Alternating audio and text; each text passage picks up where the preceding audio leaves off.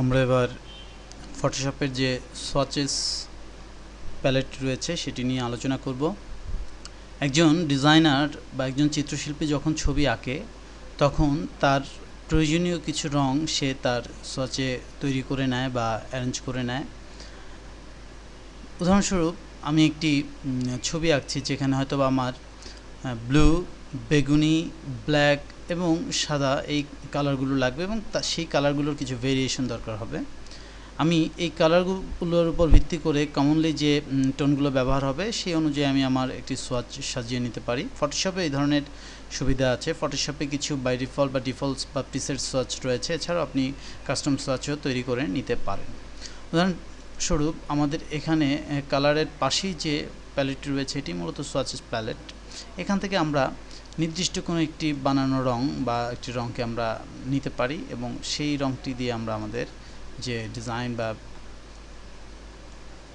আঁকাআঁকির কাজ সেটি আমরা চালাতে পারি। এখানে বিভিন্ন কমন রং দেওয়া আছে, যে রঙগুলো হরহামেশা ব্যবহৃত হয় সেই রঙগুলো এখানে দেওয়া আছে। আপনি খুব সহজেই এখান থেকে ক্লিক করে এই রঙগুলো ব্যবহার করতে পারেন।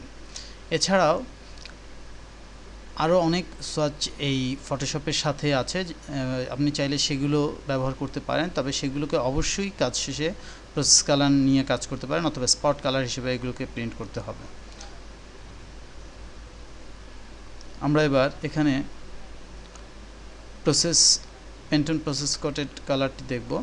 এখানে দুটি অপশনস রয়েছে, অ্যাপেন্ড হলে এই এক্সিস্টিং সোয়াচের নিচে এটি আসবে, আর যদি ওকে করি তাহলে একটি আলাদা সোয়াচ হিসেবে এটি আসবে, এটা আগের সোয়াচটিকে রিপ্লেস করে। লক্ষ্য করুন আগের সোয়াচে আমাদের কালারের সংখ্যা একটি নির্দিষ্ট কালারের সংখ্যা ছিল, কম ছিল অপেক্ষাকৃত। এখানে কালারের ভেরিয়েশন অনেক বেশি এবং স্পেকট্রাম অনুযায়ী কালারগুলো এখানে ডিফাইন করা আছে। লক্ষ্য করুন আমি এখান থেকে একটি কালার নিচ্ছি এবং সেই অনুযায়ী প্রিন্ট করছি। লক্ষ্য করুন যে খুব সহজে আমরা এখান থেকে এই কাজটি করে নিতে পারছি, যে কিভাবে সোয়াচ ব্যবহার করে আমরা আমাদের প্রত্যাশিত কালার ব্যবহার করতে পারি। এখানে আমরা তা দেখলাম।